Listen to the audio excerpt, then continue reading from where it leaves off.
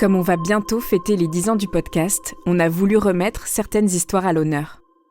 Elles vous ont ému, fait rire, pleuré, questionné et toujours passionné. On a demandé à celles et ceux qui font transfert de choisir leur épisode favori. Voici le choix de Benjamin. Est-ce que vous connaissez bien les amis de vos parents ? Salut, moi c'est Benjamin Septemours, je co-dirige le podcast Transfert et j'ai 1 minute pour vous donner envie d'écouter un de mes épisodes préférés de l'année, La famille idéale. La famille idéale, c'est l'histoire d'Augustin, un gars presque comme vous et moi, qui a grandi avec des parents aimants et qui les adore.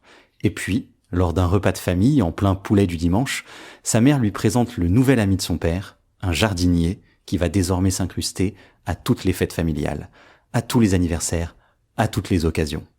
Un jardinier qui va mettre en péril la relation d'Augustin avec ses parents, mais aussi toute la stabilité de cette famille idéale. Une famille idéale, il est sorti le 6 février 2025. Partagez-le, recommandez-le, lâchez des étoiles et des likes et surtout, méfiez-vous des amis de vos parents.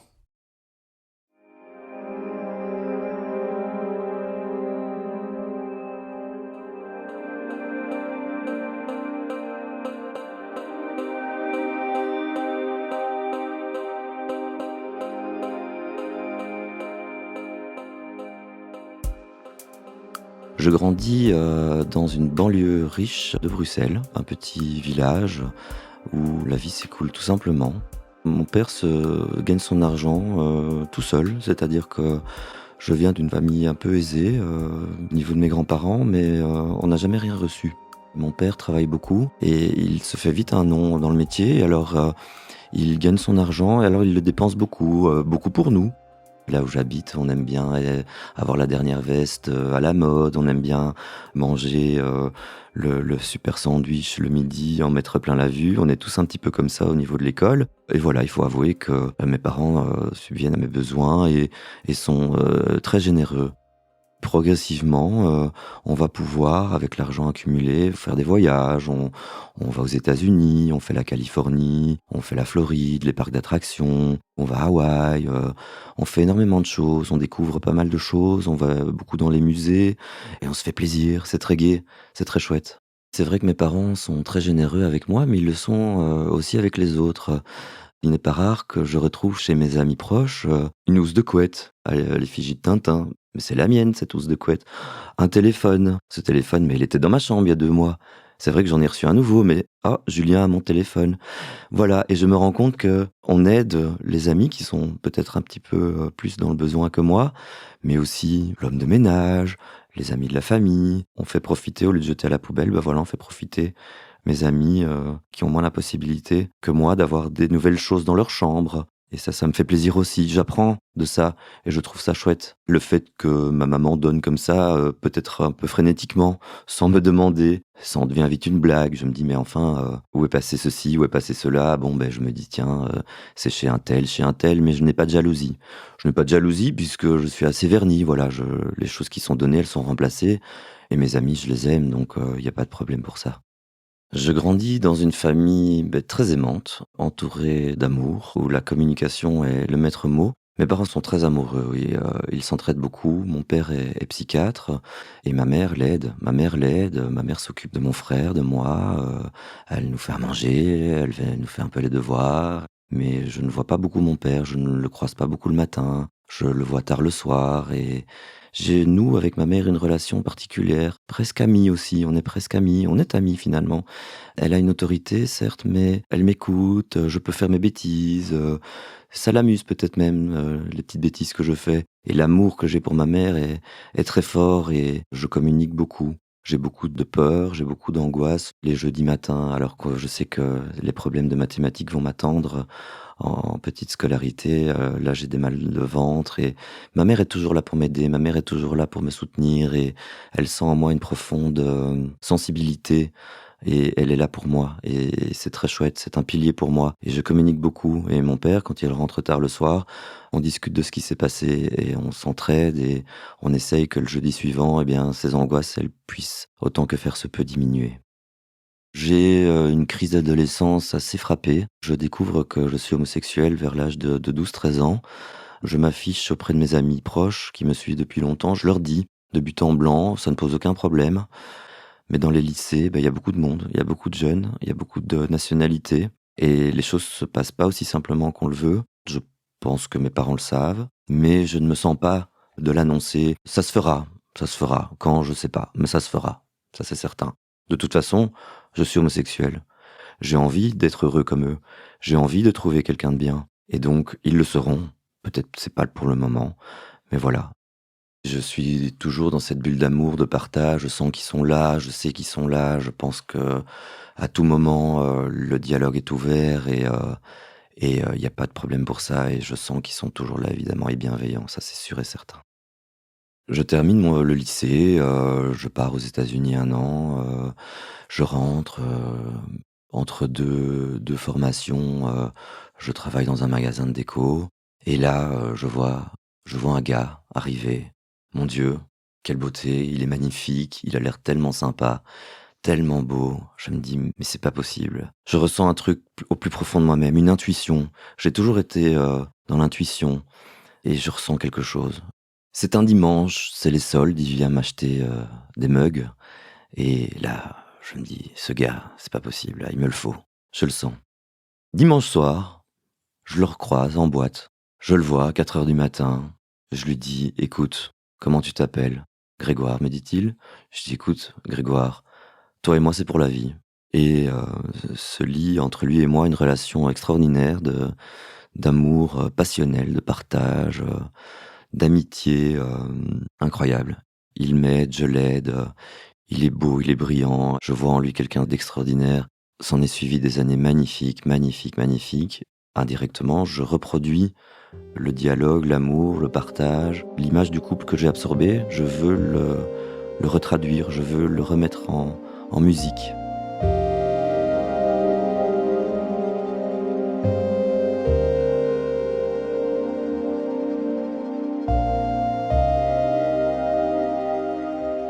En 2015, j'ai 34 ans, je suis, marié, hein, donc depuis peu avec Grégoire, qui d'ailleurs a construit, la nouvelle maison de mes parents dans cette riche banlieue de Bruxelles. Il a construit une super maison avec un jardin, très chouette jardin, ni trop grand ni trop petit, mais qui demande beaucoup d'entretien. Un jour, ma mère m'appelle, elle me dit: «Écoute Augustin, ton père a enfin trouvé un ami. Tu sais, toutes ces années passées à travailler, il a enfin trouvé un ami, c'est chouette, c'est vraiment quelqu'un de bien». Je dis: «Beh, écoute, très bien maman, qui est-il?» «Ah écoute, je te raconterai, mais bon, c'est le jardinier, écoute, c'est quelqu'un d'HPI, il est haut potentiel, il est très intelligent, il est très spécial, ton père, s'est pris d'amitié pour lui, écoute, il a 15 ans à nouveau dans sa tête, c'est fantastique, tu sais comme ça a été difficile pour lui de nouer des relations dans sa jeunesse, tu sais au nombre d'études qu'il a faites, tu sais que ça n'a pas toujours été simple et vraiment c'est chouette et tout, d'ailleurs, il faudrait qu'on vous le présente». «Écoute maman, pourquoi pas, j'ai pas de souci, bien sûr, pourquoi pas». Bah, je suis très content de cet appel parce que je me dis, bah, c'est chouette pour mon père, il le mérite, c'est quelqu'un de chouette qui a donné tellement aux autres et si lui maintenant peut un petit peu enfin se confier. Mes parents ont des amis d'enfance, mais voilà, c'est très épisodique et en fait, ils m'invitent mes parents à rencontrer ce jardinier. Je me dis: «Mais c'est chouette, voilà, on va rencontrer quelqu'un». Moi, je suis toujours à l'affût de rencontrer des gens. Quelques semaines passent, le rendez-vous est bien pris, donc mon frère et moi, nous nous rendons, chez mes parents, dans cette, maison, ce jardin. On mange dehors, justement. Je rencontre le jardinier. Voilà, quelque chose chez moi se passe. Épidermique, je me dis: «Mais qu'est-ce que c'est que ce gars? Qu'est-ce que c'est que ce gars?» Alors, il a mon âge. C'est étonnant quand même, mais c'est pas grave. Moi, j'ai des amis de 20 ans, j'ai des amis plus âgés, mais quelque chose se passe à l'intérieur de moi. Je me dis: «Mais c'est quand même quelqu'un de très étrange». Il est blond, il est méché. Je me dis: «Ah, on dirait Pascal Sevran». Je vois pas le truc, je comprends pas le gars, je sais pas ce qui se passe, mais il y a un truc horrible en moi-même qui se passe et ce truc-là, je le vois chez mon frère. C'est en train de se passer également. Mes parents sont normaux, voilà, mon père s'allume une pipe, un cigare, chose qu'il ne faisait plus depuis longtemps. Je me dis: «Bah, voilà, une deuxième jeunesse, hein, pourquoi pas?» C'est très bien, je le vois en jouer, ma mère aussi. Nous, on passe pas un super moment parce que, voilà, on a encore une fois ce truc qui se passe en nous. Le dîner se passe, voilà, on est très, très sur la réserve, mon frère et moi, on fait pas durer, hein, ça c'est certain. On s'en va à la va-vite avec un drôle de sentiment. Quelque chose s'est passé, je sais pas, il y a quelque chose qui va pas. Le lendemain, j'appelle mes parents, un petit peu pour comme provoquer, une petite discussion. J'ai ma maman en ligne qui me dit, bah, voilà, le jardinier, il sera de toutes les fêtes, de tous les anniversaires, il sera là. Il sera là tout le temps, comme ça. Je dis: «Mais pourquoi? Enfin, pourquoi quelqu'un va venir s'immiscer dans cette vie, de famille?» Je lui dis: «Mais pourquoi? Comment? Je ne comprends pas». Finalement, la discussion coupe, court, de la même façon que le dîner de l'autre fois dans le jardin, un petit peu rapidement, de peur de ne peut-être pas avoir envie d'aller dans les détails, de pas rentrer dans un espèce de conflit qui n'a peut-être pas lieu d'être, hein. Alors on ne rentre pas dans les détails, on laisse couler, on se dit: «Bon, ben, voilà, les choses passent». Alors après ce dîner, ce coup de téléphone, j'en parle à Grégoire, je dis: «Écoute, il se passe quelque chose, ils sont tombés sur un drôle de gars quand même là». Je me dis: «C'est pas possible, alors, je sais pas, j'ai appris quand même qu'il avait des enfants. Tu te rends compte Grégoire? Enfin, il a 2 enfants en bas âge, il est divorcé, qu'est-ce qu'il trouve à mes parents? Qu'est-ce que finalement il va trouver, chez eux? Quelle est la nature de cette relation?» Je me dis: «Mais c'est bizarre quand même, Alors Grégoire me dit: «Mais tu sais, voilà, laisse couler, ils ont besoin de rencontrer des gens, toi tu le sens pas, c'est certain, mais tu sais, on peut se tromper sur les gens, tu sais, c'est comme ça, hein, ça peut se passer». Quelques temps plus tard, on est invités, au restaurant, à midi de nouveau avec mes parents, comme on fait souvent. Resto très chic, voiturier, fruits de mer, on se rend là, en voiture, Grégoire et moi. Bah, on donne notre nom pour la réservation, on voit mes parents sont déjà là, on voit quelqu'un avec eux. Alors on devait être 4 et puis, on voit une cinquième personne. Je m'approche, bah, c'est le jardinier, il est là. Il est là le jardinier. OK, bon, qu'est-ce qu'il fait là? On se regarde, Grégoire et moi, on va prendre sur nous, on va pas faire chemin inverse, hein, on est là, on va manger. Je me replie, complètement sur moi-même. J'ai dans l'estomac un truc qui se passe, dans l'estomac. C'est physique. Et alors, on commande, hein, du poisson, une purée, les plats arrivent, ma mère fait des messes basses à ce gars et puis, elle porte, une cuillère de purée à la bouche du jardinier. Je me dis: «Mais c'est pas possible. Qu'est-ce qui se passe? Mais qu'est-ce que c'est que ce délire?» Mon père, ne réagit pas. J'ai l'impression que tout est normal. J'ai l'impression que cette situation, elle existe, elle est là, j'ai comme l'impression qu'en fait, ils se sont vus plein de fois et que tout d'un coup, c'est quelque chose de normal que de se faire des messes basses, que de donner la cuillère de purée à la bouche, je sais pas ce que c'est, tout semble normal pour tout le monde, sauf pour Grégoire et moi évidemment. Je n'arrive plus à manger. Je dis: «Écoutez, on va y aller». Je coupe court, plus rapidement encore que les 2 dernières fois, je coupe court. On donne les clés de la voiture au voiturier, la Porsche de mon mari arrive, le jardinier sort, saute dans la voiture et me fait le signe du pouce avec la main sous la gorge. Je me dis: «Mais qu'est-ce qui se passe? Qu'est-ce qui se passe?» Il vient littéralement de sauter dans la bagnole et de me faire le coup avec le pouce: «Je vais te tuer», sans le dire évidemment. Je suis estomaqué, estomaqué. Il rentre dans le restaurant, hein, nous on s'en va, la voiture n'est pas amochée, voilà, il a tapé dans le pneu, il rentre et j'imagine que, le dîner de leur part, de leur côté suit son cours. Évidemment, mes parents n'ont pas vu cette scène de la voiture, donc moi je ne sais pas ce qui se passe, je ne sais pas ce qui se dit ensuite, bien sûr. Je rentre chez moi, je pleure pendant 1 heure, non pas de peur évidemment, j'ai pas peur de ce gars, mais de tristesse et d'angoisse. Je suis en position de fœtus et je pleure. Je pense et je sais que quelque chose se passe. Quoi? Je ne sais pas. Je fais le choix de pas en parler à mes parents, voilà. Je fais le choix de garder pour moi, comme si au fond de moi-même, la situation, est en train de déraper et qu'il faut mâcher ses mots, les choisir avec parcimonie pour ne pas créer de tension. Parce que, je ne veux pas qu'il y ait de tension entre mes parents et moi, mais je reste à l'écoute. Il y a assez de gens à la maison qui passent. Il y a l'homme de ménage qui vient chez moi, qui est tout le temps à la maison. Il y a assez de gens pour essayer de comprendre ce qui se passe, parce que je vais un peu creuser quand même, parce que c'est pas normal.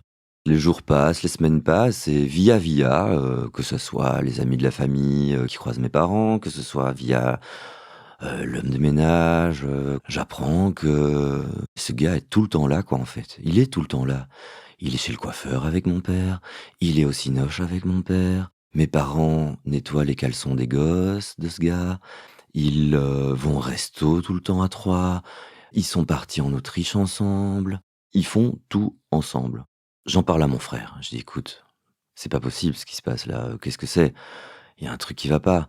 «Oh écoute, c'est Augustin, c'est dans tes fantasmes, tu sais, laisse-les vivre, ouais, ils sont peut-être en train de faire une crise d'adolescence, c'est pas très grave. Oh tu sais, ils ont toujours été généreux, hein, les parents, voilà, s'ils ont envie de donner à ce gars, qu'ils donnent un peu à ce gars, s'ils ont envie d'aller, faire un cinoche, qu'ils aillent au cinéma avec lui, on s'en fait pas, t'inquiète, lâche prise, tu angoissé, tu beaucoup de boulot, reste tranquille quoi, t'inquiète».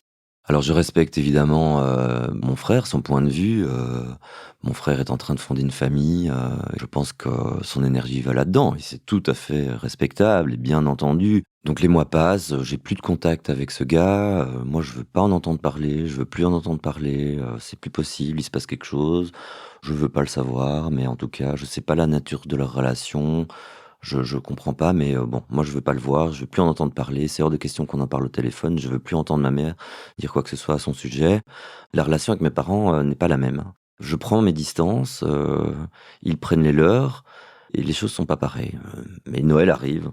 Noël, c'est une fête importante pour nous et là, on se rend évidemment, chez mes parents, hein, mon frère et moi, Grégoire, tout le monde et on y va en voiture. Bien sûr que le jardinier n'est pas là, encore heureux. C'était clairement un souhait de notre part et on l'avait quand même dit à mes parents, mon frère et moi, que c'était hors de question de voir ce gars, voilà. On est à 1 an de la première rencontre. Alors il faut savoir que la dernière fois que je l'avais vu, c'était au resto quand il m'a fait le signe de la main avec son pouce en dessous de sa gorge et que moi après, je l'ai plus vu quoi. Noël se passe, alors on picole un peu, hein. C'est bien sûr hors de question de conduire en ayant bu 2-3 verres de vin. Donc mon père très généreux nous offre le taxi. Donc nous rentrons en taxi. Le lendemain, il faut venir rechercher la voiture. Donc on prend l'autre voiture. On se rend à nouveau chez mes parents. Là, personne. Et on rentre dans l'allée. C'est une longue allée. Mes parents habitent une maison avec des chevaux autour. Donc ce grand jardin. Et une longue allée. Je reprends possession de la voiture. Et au bout du chemin, je vois la voiture de ma mère. Et là, je me dis, mais qu'est-ce qu'elle fout au bout du chemin? Je l'appelle. «Allô maman, tu es où?» «Je suis chez le coiffeur», me dit-elle. «Bon, ah bon? Tu es chez le coiffeur? OK. Mais tu rentres quand?» «Je sais pas, hein, je rentre pas tout de suite, «Mais maman, je vois ta voiture au bout du chemin. Je la vois là, au loin, tu me vois pas?» «Ah, non, non, non, non». Je raccroche, je dis: «Grégoire, démarre». Et là, on démarre, on s'approche de la voiture de ma mère et hop, elle démarre en trompe. S'ensuit une course-poursuite. Alors on se rapproche de la voiture et en fait ma mère elle est pas seule dans cette voiture. Il y a quelqu'un au volant, elle conduit pas mais il y a quelqu'un au volant. Mais merde, c'est ce gars, c'est le jardinier. Qu'est-ce qu'il fout là? Il est au volant. Je l'appelle. «Maman! Mais enfin, mais je suis derrière toi en voiture. Qu'est-ce que tu fous? Je suis derrière toi». «Oh, c'est rien Augustin, c'est rien, laisse tomber, Mais qu'est-ce que c'est? C'est quoi l'affaire là? Qu'est-ce que c'est quoi ce truc? C'est dangereux là ce qu'on est en train de faire. Enfin, ralentis, qu'est-ce qui se passe? C'est pas possible ce qui se passe. Je te vois bien là, t'es pas seul. Tu me racontes des bêtises là». Et 1/4 d'heure, 90 km/h dans les champs, mais c'est dangereux.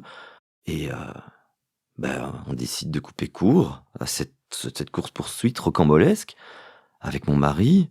On freine et littéralement nos chemins se séparent dans les betteraves. Je rentre chez moi. Même chose qu'après le restaurant, position du fœtus, je pleure. Je pleure parce que quelque chose se passe. Quoi? J'en sais rien. Et moi, ne pas savoir, ça va pas. Mais merde, c'est grave là. Le lendemain, je les appelle pas, hein. Qu'est-ce que je dois dire, moi? C'est fou là ce qui se passe, j'en sais rien. Je les appelle pas.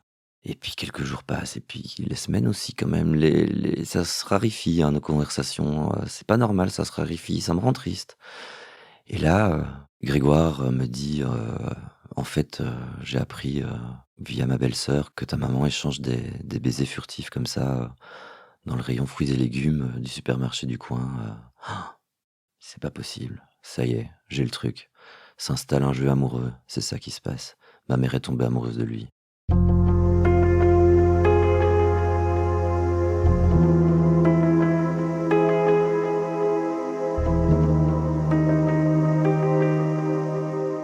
Comment se fait-il que ma mère, après tout ce que j'ai pu voir, tout ce qu'elle a reçu de mon papa, tout l'amour, comment ça se fait? D'où ça vient? Moi, j'ai des copains qui ont des parents divorcés, je sais ce que c'est. Mais moi, mes parents, ne plus être amoureux, c'est pas possible. Et pourquoi lui? Pourquoi ce gars? Pourquoi? Qu'est-ce qu'elle lui trouve? Enfin, je ne comprends pas. Il y a quelque chose, c'est pas normal. C'est pas normal, il y a quelque chose qui se passe. Alors j'entends que peut-être ma mère est tombée amoureuse de lui, voilà. J'entends bien, mais moi je pense que le jardinier, il en veut à son argent. Il en veut à son argent. Je pense que ma mère, lui a parlé. A parlé de quoi? A parlé du fait que voilà, ma grand-mère a pas mal d'argent. C'est pas un secret, pourquoi? Parce qu'il y a des propriétés et il y a beaucoup de luxe autour et donc on peut pas trop se cacher et je pense que ma mère, en a fait part et au fond de moi, j'ai l'impression que ce gars, tout ce qu'il veut, c'est entretenir un train de vie ou un futur train de vie et donc ça, pour moi, c'est clair. J'en parle à mon père, j'en parle pas, alors j'en parle pas, voilà. Je décide de pas en parler à mon père. Est-ce que c'est à moi de lui dire que maman, échange des baisers, avec ce gars-là? Non, je sais pas. Est-ce que c'est à moi de le faire? Est-ce qu'il est au courant? Est-ce qu'il est pas au courant? Est-ce que je dois attendre que quelque chose se dise, se passe? Je ne sais pas, je ne sais pas. Pendant cette période, je me mets en arrêt, 2 mois parce que je suis à bout. Je suis à bout de souffle, je suis à bout d'émotions, je suis à bout de tout, en fait. Les mois suivants, j'apprends qu'il y a des cadeaux qui se font, hein. Il y a beaucoup de cadeaux qui se font aux jardiniers. Il y a des canapés de marque de luxe pour meubler sa nouvelle maison à ce gars.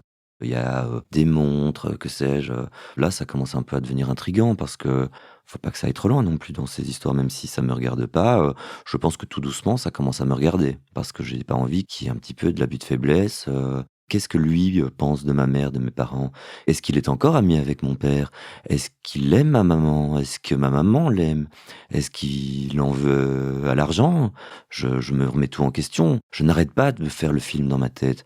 Tous les soirs, en rentrant du boulot, de 20h à 1h du mat, avec Grégoire, nos soirées, elles ne sont que là-dessus. Il faut m'épauler, il faut m'écouter, je dois exprimer, je dois parler, je tape dans les murs, je bois, j'ai besoin de m'exprimer, j'appelle les copines de ma mère, j'appelle les copains de ma mère, j'appelle les potes de mon père, j'appelle mes potes, j'appelle les potes de mon frère, j'appelle tout le monde, faut que je le dise, faut que je suis seul, il se passe quelque chose, personne ne veut m'écouter, il se passe quelque chose, on va vers le drame, mais j'en sais pas, je sais pas quand, je sais pas quoi. Sachant que voilà, les relations avec mes parents sont de plus en plus rares, hein, je parle même des coups de fil, et bien à ce moment-là, j'ai besoin d'avoir mes oreilles, les oreilles des autres, les yeux partout, des micros, pas au figuré, mais voilà, qui sont des alertes, voilà, j'ai mes lanceurs d'alerte particuliers qui sont au taquet et qui sont de mon côté parce que les choses ne tournent pas rond, c'est clair. Donc je reste dans un flou intersidéral. Une autre amie me dit écoute, je crois que j'ai vu ta mère monter dans une chambre d'hôtel avec un gars. Moi, j'en peux plus, je suffoque tous les soirs, je suis là. Et en fait, ça s'enchaîne non-stop. Les histoires s'enchaînent, les alertes s'enchaînent. Il y a un cambriolage chez mes parents, le chien n'aboie pas, des objets bien précis, bien cachés sont volés, l'alarme ne sonne pas. Mon père fait un accident de voiture un matin avec la voiture du jardinier qui lui a été prêtée. Il n'y a plus de frein. Hop, il est dans la forêt, dans un fossé. Je pense que le jardinier, il est maléfique, hein, ça c'est clair. Je pense qu'il est derrière tout ça. J'y crois dur comme fer. C'est pas possible. Mon père, il a jamais fait d'accident de voiture. Comment se fait-il qu'un jour, il se retrouve avec le 4x4 du jardinier sans frein dans un fossé? Comment ça se fait qu'on viole à la maison sans que l'alarme ne sonne, sans que le chien aboie, qu'on prenne le coffre-fort qui est planqué je sais pas où? Enfin, c'est pas possible. Même moi, je sais pas où il est planqué. Il s'est jamais rien de passé comme ça dans notre vie. Enfin, comment tout ça s'enchaîne là? C'est pas possible, tout ça, c'est pas possible. Je veux parler à mon père. On va faire abstraction de tout. Je suis fort, j'en peux plus. Il y a pas que Grégoire qui doit tout prendre dans sa gueule le soir. Je veux parler à mon père. 3 ans que le jardinier est là, dans la vie de mes parents. Puis au fait, Grégoire me dit quand même, j'ai un client hein, pour qui je construis une maison. Eh bien, ce gars-là, il est jardinier chez lui. Et il lui a fait des avances. En fait, ce gars, il est en train d'agir à qui mieux là? Chez qui, chez quoi? Des gars, des filles, des vieux, des jeunes, des hommes. Là, j'en peux plus. Il faut que je parle à mon père là. C'est plus possible. Là, il faut renouer quelque chose quoi. Je propose à mon père d'aller manger au resto. On n'est pas dans l'animosité. Alors on se rencontre, on s'assied, on commande. Je lui explique tout ce que j'ai sur le cœur. Il y a quelque chose qui va pas, qu'est-ce que c'est que ce bordel? Enfin, ouvrez les yeux, vous êtes en train de vous faire avoir. Mais non, Augustin, enfin bon, qu'est-ce que tu sais? Il me fout une torgnole, là ça y est, tout a explosé, je sais pas ce qui s'est passé, j'y ai été mollo, hein, je lui ai parlé simplement, je lui ai expliqué: «Écoute, voilà, il y a quelque chose qui va pas quand même papa, enfin excuse-moi, mais là bon, c'est quoi le truc quoi?» Alors bon, non. Alors, hop, je ferme les yeux, mes oreilles, ma bouche, je te raccompagne à la maison, je te hurle bien dessus et on n'en parle plus. OK, très bien. Je rentre, Grégoire, voilà, ça s'est bien passé? Bah non, hein, ça s'est pas bien passé, je lui raconte et puis c'est tout. Retour à la case départ. Je décide, de parler à ma grand-mère, avec qui les relations sont très compliquées. C'est une dame, très complexe, issue de la bourgeoisie belge, qui est assez spéciale, faut l'avouer. J'écris une lettre, je dis: «Voilà, j'aimerais, venir, te voir, avec mon frère, on a besoin de te parler de quelque chose parce que voilà, entre-temps, mon frère, il a très clairement, compris ce qui se passait, on a beaucoup discuté, on a décidé de faire bloc et de reprendre les choses en main et d'avoir, vraiment les yeux et les oreilles, pour comprendre ce qui se passe et on décide donc d'aller voir ma grand-mère, et d'en tout cas, communiquer. On ne sait pas où ça nous mène. On fonctionne au jour le jour, on ne sait pas, mais toujours est-il qu'on y va. On se fait recevoir dans cette magnifique maison, on est face à cette dame, très chic, très austère, on lui explique. Bah, elle tombe pas des nues. Elle dit: «Je sais qu'il y a quelque chose qui se passe. D'ailleurs, figurez-vous que, bah, voilà, j'ai eu des coups de fil de la banque et que les comptes sont en train de se vider, hein». Ah oui, bon, bah, les comptes sont en train de se vider. Heu, on sort de là, plus déterminés que jamais, hein, mon frère et moi. Bah, on va à la police, hein, c'est clair, on va à la police. Faire quoi? J'en sais rien, hein. Ma mère est pas folle, hein, elle est pas folle ma mère, donc vous faites ce que vous voulez de votre argent, hein, et c'est bien normal et heureusement, hein, j'en conviens. Donc on va, mon frère et moi, 3 heures de déposition, voilà, il y a 10 cas qui sont partis là, 20 cas, 30 cas, 50 cas. Et puis, voilà, petite anecdote, le policier à la fin nous dit: «Mais bon, moi, avec 70 cas, je refais mes châssis», mais bon, on n'avait pas compris qu'on parlait de milliers d'euros, alors, il prend note, hein, il y a 5, 6 pages de déposition, on essaie d'être très factuel, d'expliquer, et bien entendu, on a le discours de: «Bah, votre maman, elle fait ce qu'elle veut, parce que c'est son argent». Mais, on a quand même le soutien. On a quand même le soutien, on sent qu'il y a quelque chose qui se passe, on explique quand même les choses, c'est pas normal, c'est clair et donc, voilà, ils vont aller le questionner, ils vont aller le trouver. Et donc mon frère et moi, on va voir l'avocat, on lui dépose les papiers de la police, on lui explique bien ce qui se passe. Il a un rôle de conseil, il nous répète un petit peu les lois en vigueur par rapport à ce type de situation. Nous, l'argent, mon frère et moi, on n'en a rien à faire, hein. On veut mettre un stop simplement, hein, c'est tout. Il y a une vie de famille à vivre, il y a des choses à vivre, il y a plein de choses qui nous restent à faire dans cette vie, mais c'est pas possible, hein. On va pas laisser un gars nous pourrir le truc, sous prétexte de, hein. Et donc, l'avocat, on lui explique, mon père se réveille: «Les enfants, on va faire bloc, là c'est plus possible, alors papa, mais qu'est-ce qui s'est passé?» Et mon père craque en fait, mon père craque littéralement, puis ben, mon père nous explique qu'effectivement, qu'il avait fait une grave erreur en laissant cette personne s'introduire dans le couple, dans la vie de famille, dans tout ça, Mon père m'annonce que ma mère, ben, elle est tombée amoureuse de ce gars. Voilà, mes craintes étaient fondées, et que, mais en fait, voilà, elle est partie vivre, dans un pavillon qui est en location, hein, qui est à nous, en fait, hein. J'apprends aussi que pendant ce temps-là, ma mère, va voler avec, ce gars, les propres parents du jardinier, dans leur maison à la mer du Nord, elle va voler des tableaux, vendre des bijoux en or, c'est Bonnie and Clyde, quoi. Moi, j'en reviens pas et je me dis: «Mais enfin, ce gars a des gosses, qui sont en bas âge, il a une ex-femme, est-ce qu'il faut aller en parler?» C'est vraiment surréaliste, quoi et je pense vraiment, réellement que ma mère a fait étalage de la fortune qu'elle aurait plus tard, que ce gars le sait très, très bien et qu'en fait, il y a plus d'amour, plus d'amitié, plus de rien qui traîne, il y a que clairement l'argent qui compte, quoi. Je me dis: «Augustin, ce gars, il en veut qu'aux thunes, il veut que l'argent de ta mère, l'argent qu'elle va hériter de ta grand-mère et c'est l'enfer, quoi». Mon père est au plus bas. La première chose qui me saute aux yeux, c'est comment est-ce qu'un psychiatre peut, alors qu'il voit des gens toute la journée, on parle de schizophrènes, de pervers narcissiques, on parle de cas très graves, c'est quelqu'un de renom, quelqu'un de super. Comment se fait-il que les alertes n'ont pas été allumées quelque part dans un coin de son cerveau? Ça je l'expliquerai jamais, il ne l'explique pas non plus. Mais c'est pas la question, de toute façon, c'est pas la question, on ne remet rien en cause, on remet rien en jeu.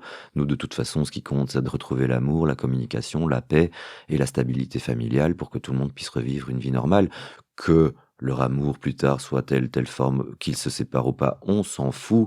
Nous, on veut que ce gars, il dégage. Il dégage et il dégage vite, avant que je ne sais quoi se passe. Et donc mon père, il m'appelle en pleurant 3 fois par jour, en crise de panique complète, comme si tout lui avait sauté au visage finalement. Il est, à bout de souffle, vidé par ce gourou finalement. C'est impressionnant d'avoir son père au téléphone, 4 fois par jour en pleurs, c'est très, très impressionnant. Il me demande de gérer la situation. Donc ça y est, moi j'ai pris le rôle du père de famille, mon frère aussi quelque part, mais mon frère étant un vrai père de famille pour le coup, hein, avec ses enfants, il a beaucoup à faire mais au moins voilà, on fait bloc de plus en plus à ma mère à ce moment-là, elle est absente, elle ne répond plus de rien. Qu'est-ce qui se passe? On ne sait pas. Mon père continue à avoir contact parce que faut savoir que ma mère n'a pas d'argent elle-même. On comprend que les choses sont sous emprise complète il faut quand même que ma mère puisse continuer à vivre, hein. Qui va lui donner de l'argent? C'est mon père. Toutes ces histoires me rendent fou, en fait il faut m'enchaîner, quoi. Le soir, il faut m'enchaîner pour, que j'aille pas aller péter les jambes de ce gars, ou faire une autre bêtise parce qu'on en est là, quoi. Je veux dire, il faut fermer la porte à clé. La porte, elle a été fermée à clé, à double tour, les clés dans la poche de mon mari parce que, j'allais aller le buter, quoi. J'allais aller le buter et c'était moi qui allais aller en tôle, en fait et c'était pas le but, hein, évidemment, c'est pas moi.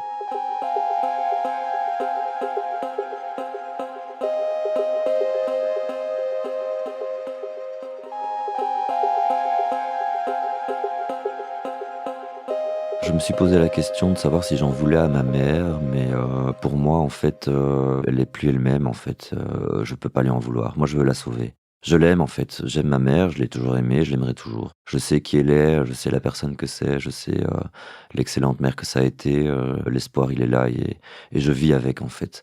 Donc un lundi matin, première journée de télétravail, on est avant le covid, après le télétravail arrive dans les sociétés, je suis content, je vais pouvoir me faire mon petit café chez moi, enfin, je suis content. La situation, est horrible et complexe, je suis en train de vivre un truc affreux, mais je survis, hein, donc je lis deux trois mails. À 10 heures, mon père m'appelle, «Augustin, faut vite que tu ailles voir ta mère là, ça fait plus de 24 heures, qu'on n'a pas de nouvelles, faut savoir qu'il y a 2 jours, elle a déjà, avalé, tous les anxiolytiques de la pharmacie, je pense que ça va pas du tout, il faut aller voir si elle respire encore».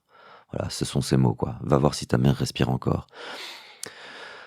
Donc voilà.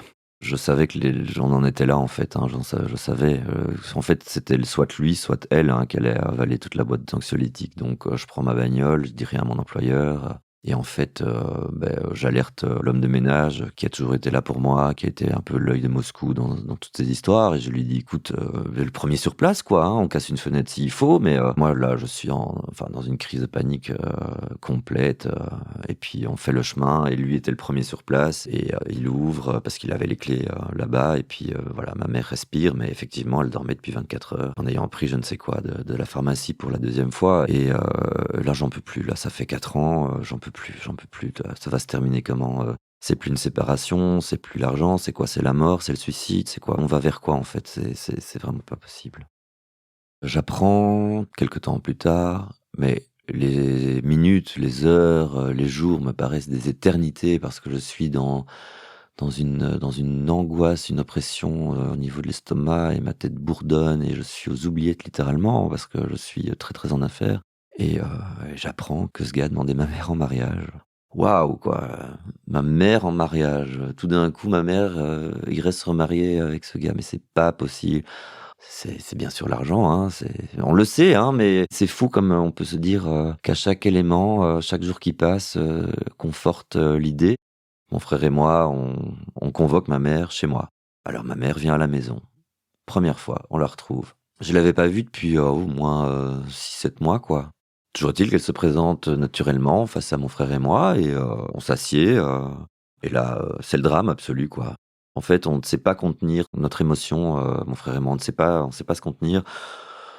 On lui dit tout, là, il y a plus de blabla, c'est bon, tu fais que de la merde, c'est plus possible, enfin, c'est quoi cette affaire et tout, là, écoute, où est-ce qu'on va? Enfin, tu te rends compte? Elle veut foutre le camp au bout de 2 secondes, on ferme la porte à clé, elle s'assied par terre, des larmes, enfin une crise de nerfs, pas possible. On essaye de lui faire comprendre, mais c'est pas le moment, voilà, c'est toujours pas le moment, elle est encore sous l'emprise et on sait que ce moment-là va pas mener sur quelque chose, cette discussion ne mènera pas sur quelque chose de concret. On finit par ouvrir la maison, et puis elle s'en va quoi, comme un pas sur une toile cirée, elle s'en va et puis hop, elle s'en va. Et mon frère et moi, on est là, épaules baissées, ne sachant pas de quoi demain sera fait, mais c'est un peu notre quotidien depuis 5 ans, hein, donc on essaye des choses, on essaye des choses. Quelque temps plus tard, pas trop longtemps, mon père m'appelle, et me dit: «Écoute, ta mère souhaite, que, vous vous voyiez, ton frère et toi, avec elle simplement. Moi je ne serai pas là, avec une, psychologue médiatrice, qui, en plus d'être psychologue, pourrait éventuellement, être là pour écouter ce que vous avez à vous dire, modérer, une conversation, éventuellement, pondérer, les colères». Je me dis: «Écoute, papa, avec grand plaisir», puisque moi, le but ultime, avec mon frère, c'était de retrouver pied. Donc, moi, une médiatrice, ce n'est qu'un ingrédient en plus pour pouvoir, sauver la soupe, quoi. Donc OK, on y va, OK, on y va. Au-delà du fait que mon père, me dise: «Vous allez vous voir si vous êtes OK avec cette médiatrice», il me dit que c'est quand même bien ma mère qui a fait la demande. Donc, voilà, une porte s'est ouverte, quoi. Le rendez-vous arrive assez rapidement, hein. La semaine qui suit, cette demande, cet accord en fait, de pouvoir se voir, avec cette, psychologue médiatrice, ça se fait assez rapidement. Donc on fonce, 1er rendez-vous, on arrive, hein, donc une petite, bonne femme, qui nous reçoit, mon frère, ma mère, moi, ça dure 10 minutes. Ma mère est dans un déni, profond. On explique, ce qui se passe, ce qui s'est passé pendant ces dernières années, les dangers surtout, les craintes qu'on a. J'ai pas envie de parler de ses erreurs, hein, parce que je suis pas en train de l'accuser de quoi que ce soit, hein. Ma mère a le droit d'avoir la vie qu'elle veut et je me suis jamais dit le contraire. C'est vraiment l'emprise de ce gourou, moi, qui me fait peur. Et ma mère est hors de contrôle, en fait. Elle me traite d'alcoolique, je me demande ce que ça vient faire là, je me barre en courant. C'est moi qui pète un plomb et je me dis: «On est foutus, en fait, parce qu'il y a rien qui va se passer». Alors comme c'était prévu, une deuxième séance arrive, rapprochée aussi, hein, on est sur 7 jours d'écart, une deuxième séance, arrive et plus calme, plus posé. Je pense qu'on joue un peu le bâton de la parole. Chacun, prend le temps d'exprimer un peu son ressenti, à son tour, mais ma mère est encore fort sur la réserve, en fait. Elle est fort sur la réserve, elle est plus dans l'écoute. C'est dans la bienveillance, en fait, hein, donc on explique ce qu'on ressent et on se sépare et la troisième date est prise puisqu'il y a 3 séances donc ou plus ou moins, mais bon, voilà, il y a 3 séances de prévues et bon, alors je sais pas où tout ça va nous mener, mais en tout cas, il y a un contact, qui est rétabli, on dirait. Voilà, il y a un contact. Le contact est là. Bon, 3e séance, 1 semaine plus tard de nouveau, ma mère se livre plus. Elle se rend compte, elle nous dit qu'elle se rend compte quand même que quelque chose ne va pas, quelque chose ne tourne pas rond. Elle nous explique qu'elle voit en parallèle, quelqu'un, qui est aussi une psychologue, elle comprend que les choses ne sont pas normales. Elle comprend,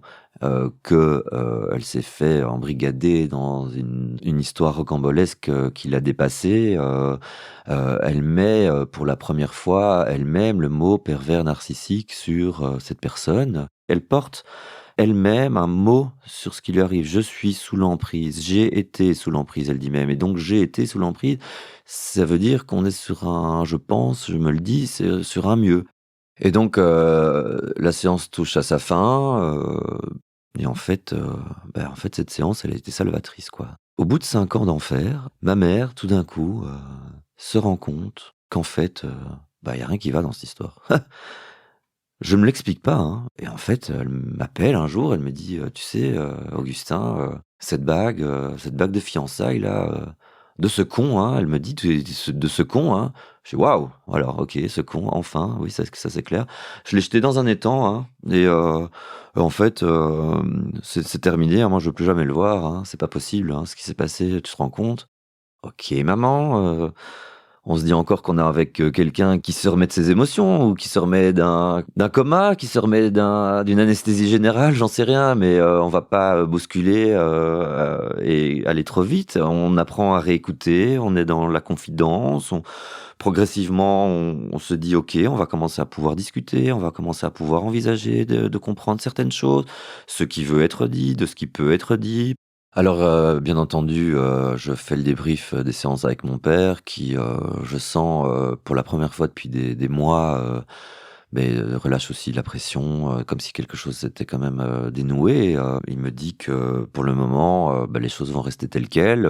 Ma mère est dans le pavillon, elle veut plus le voir, très bien. Ils restent, séparés, mais moi s'ils se séparent, c'est pas grave, hein, c'est des adultes, ils ont le droit de se séparer, hein.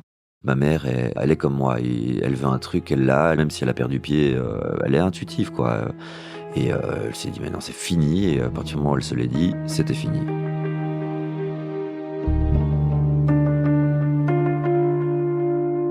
Dès que j'ai pu reprendre une communication, sincère avec ma mère, que j'ai retrouvée quasi du jour au lendemain, ce que j'explique encore toujours pas, on a commencé à discuter, un petit peu plus en profondeur, en respectant, je dirais le timing de chacun, au niveau émotionnel. Je veux vraiment, en fait, à ce moment-là, lui expliquer que je l'aime, que je serai toujours là pour elle, je peux être là pour discuter, que je peux être là pour comprendre, et qu'à partir de ce moment-là est née une relation de confiance ultime où, tout s'est dénoué, tout s'est raconté, tout a été dans les détails qu'elle a peut-être voulu choisir de me dire, hein. Encore une fois, je n'ai pas une liste, avec, qu'est-ce qui s'est passé à ce moment-là, dans ta tête, on n'en était pas là, hein. Au niveau de la famille, les 4 en tout cas, donc mon frère, mon père, ma mère et moi, exprimaient ce qu'on avait sur le cœur et pas de se justifier à aucun moment. Noël arrive, ma mère est rentrée à la maison. Je peux enfin revenir aussi chez moi. Ça faisait des années que j'étais plus, rentré chez moi, chez mes parents, donc c'est quand même, symbolique aussi. Je fête Noël chez moi et puis, contre toute attente, ma mère fait un joli discours, à l'apéro, quoi. Ça n'a pas été simple, mais vous avez été là, je vous en remercie. Donc, ce discours, il est pas très long, mais il est très sincère, en fait, et très touchant. Et je regarde les mains de ma mère, et je vois une alouette sur, sa main droite, et elle me dit: «Oui, je me suis fait tatouer une alouette, voilà, symbole de ma liberté retrouvée». J'ai pas moi-même pas mal de tatouages et je trouvais ça assez fun que ma mère, qui est quand même un peu une rockstar aussi à sa façon, se fasse, tatouer comme ça symboliquement, cette petite alouette toute mignonne, et nos relations sont super aujourd'hui. Cette histoire, elle a été, évoquée, énormément par elle, par moi. Ça nous a permis, de comprendre, un peu plus, même si certaines choses n'ont pas à se comprendre ou sont compliquées à comprendre, mais c'est chouette de pouvoir en discuter, et ça rejoint, cette chose que j'ai toujours, appris, c'est la communication, c'est de pas lâcher, de pouvoir, imaginer que même si la porte est fermée à clé, il y a toujours une clé pour l'ouvrir. Il y a toujours même un double des clés. Tant qu'il y avait du souffle, il y avait de l'espoir, et cet espoir, j'y ai cru, on y a cru, et je pense qu'elle y a cru aussi. On n'a plus, de nouvelles du jardinier aujourd'hui. Ma mère l'a plus jamais recroisé. On vit pas du tout dans la peur, on vit dans le bonheur. Quand on est bien, et quand on est heureux, on n'a pas à avoir peur des gens instables et des pervers narcissiques.